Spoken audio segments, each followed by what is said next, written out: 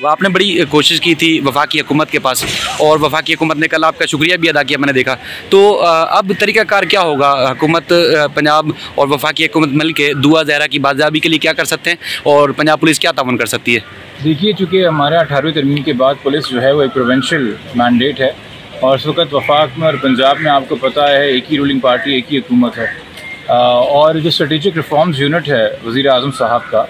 वो प्राइमरीली ख़वातीन और बच्चों के हवाले से माजी में पंजाब में बहुत काम कर चुका है और इस हवाले से हसास भी है। जब हमें पता चला कि पुलिस ने एक व्यू फॉर्म कर लिया है और पुलिस ने अपनी प्रोग्रेस रिपोर्ट में लिखा है कि वो सिंध हुकूमत और पंजाब हुकूमत से रब्ता करेंगे, तो हमने फ़ौरी एक एप्लीकेशन जो है मूव की क्या कहते हैं चाइल्ड प्रोटेक्शन ब्यूरो पंजाब में, और उसके साथ जो सिंध हुकूमत ने रिक्वेस्ट भेजी हुई थी पंजाब हुकूमत को, वो और बाकी सारी एप्लीकेशंस जो हैं हमने मुतलका इदारों के सरबराहान तक पहुंचाई, जिसमें सलमान सूफ़ी साहब मौजूद हैं। और हम उनका शुक्रिया अदा करेंगे कि जब तमाम दस्तावेज़ात उनके सामने थे और पिक्चर क्लियर थी, उन्होंने फ़ौरन उस पर प्रॉम्प्ट एक्शन लिया और जितने भी मातहत उनके इदारे हैं और हुकूमत के लोग हैं उनको उन्होंने इंस्ट्रक्शंस फॉलो किए कि जो भी पुलिस पार्टी सिंध से आ रही है उसकी उन्होंने फ़ौरी इमदाद करनी है, मदद करनी है, और जैसी बच्ची बाज़याब होती है उसको फ़ौरन से चाइल्ड प्रोटेक्शन ब्यूरो के अंदर उन्होंने मूव करना है, क्योंकि वहाँ पर तमाम तर जो सहूलियात मौजूद हैं, बजाय ऐसी कि बच्ची को किसी दारुल अमान में रखा जाए या किसी थाने में रखा जाए जो एक गवर्नमेंट की बेहतर फैसिलिटी है, बेहतर मेंटेन फैसिलिटी है,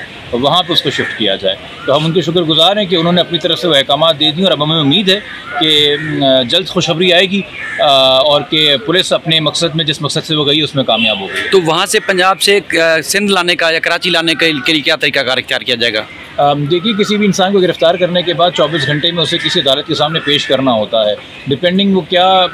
वक्त है, क्या जगह जहाँ से गिरफ़्तार कर रहे हैं, हो सकता है कि पहले